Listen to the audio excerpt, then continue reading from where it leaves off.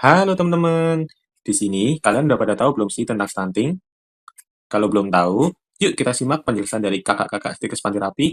Tapi sebelum kita masuk ke penjelasan, jangan lupa like, comment, and subscribe ya teman-teman. Pengertian dan penyebab stunting. Stunting adalah gangguan pertumbuhan pada anak akibat kekurangan gizi kronis yang ditandai dengan tinggi atau panjang badan di bawah standar usia.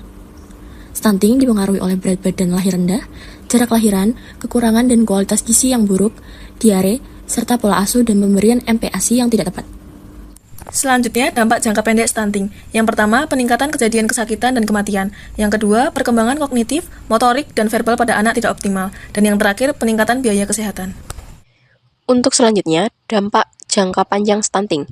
Yang pertama, postur tubuh yang tidak optimal saat dewasa atau lebih pendek dibandingkan pada umumnya. Yang kedua, meningkatnya resiko obesitas dan penyakit lainnya. Yang ketiga, menurunnya kesehatan reproduksi.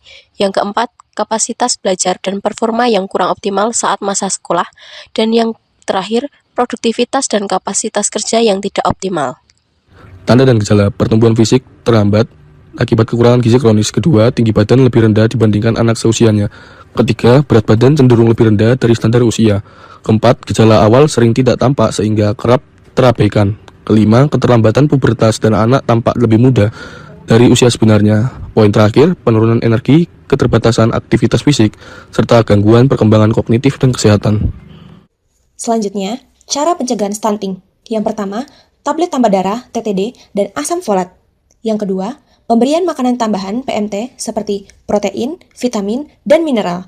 Yang ketiga, intervensi pada ibu hamil meliputi pemeriksaan kehamilan secara rutin, pemantauan status gizi, pemberian imunisasi, suplementasi gizi, serta edukasi kesehatan. Yang keempat, ASI eksklusif dan IMD. Yang keenam, sanitasi dan air bersih. Dan yang terakhir, edukasi gizi serta perubahan perilaku. Kesimpulan, stunting adalah gangguan tumbuh pada anak balita karena kurang gizi secara terus-menerus, terutama pada 1000 hari pertama hidupnya, yang mempengaruhi pertumbuhan badan, perkembangan otak, dan kualitas hidup anak di masa depan.